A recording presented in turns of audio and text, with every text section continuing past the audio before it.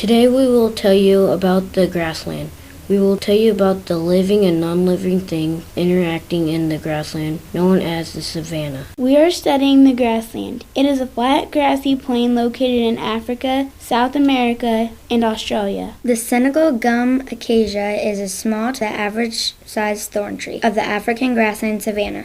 It can grow up to 20 meters tall. It has branches that spread out into flat and rounded top. These branches have thorns that come in pairs, which help keep the predators away. Some predators are the giraffes, antelopes, and elephants. The acacia's leaves are a gray-green color. The flowers turn into seed pods and are yellowish to brown in color. My plant is the whistling thorn. The whistling thorn is an acacia tree mostly found in the savanna of East Africa. It grows 18 feet and is often stunted in its growth. It protects itself with 3-inch thorns. Ants make nests and also protect the plant by attacking the intruders. But the ants aren't always good to the plant.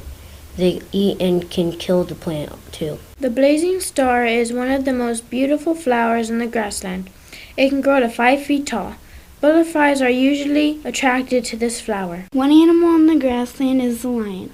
The lion is the powerhouse of the grassland, weighing up to 425 pounds. Something the lion is useful for is keeping many populations down.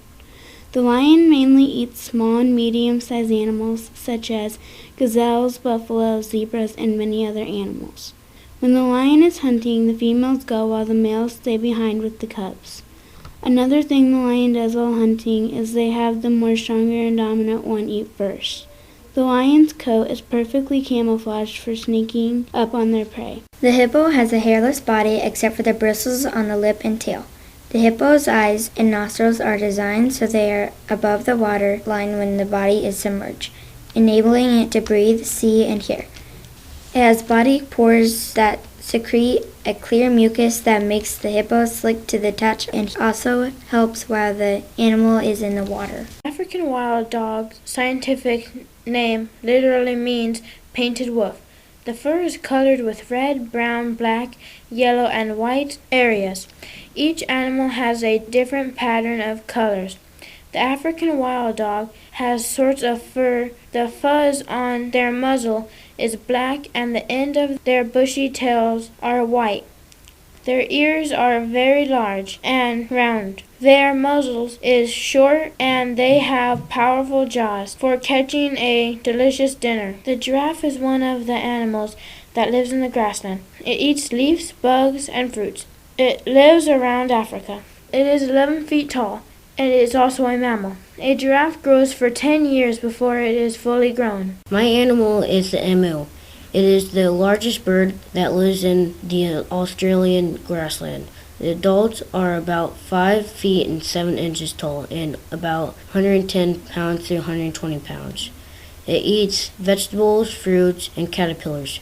Nothing in Australia eats the emu, but it only gets killed by humans because emus are considered a nuisance to humans by feeding on farm crops. This is the grassland food web. The lion gets its energy from the giraffe, the hippo, and the African wild dog. The fire ants get their energy from the whistling thorn. The whistling thorn gets its energy from the sun. The hippo gets its energy from grass. The grass gets its energy from the sun. The giraffe gets its energy from the acacia, which gets its energy from the sun. An example of parasitism is that fire ants often attack small animals and kill them. Many grassland animals sleep under trees so they can get shade and shelter from the tree. Therefore, the tree never gets helped or harmed.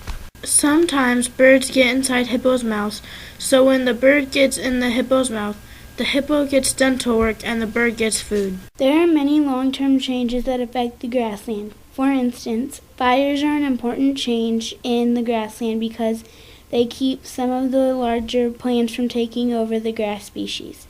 And another long-term change that affects the biome is that huge areas of savanna are lost to the Sahara Desert every year because of overgrazing and farming. Now you have learned about the grassland.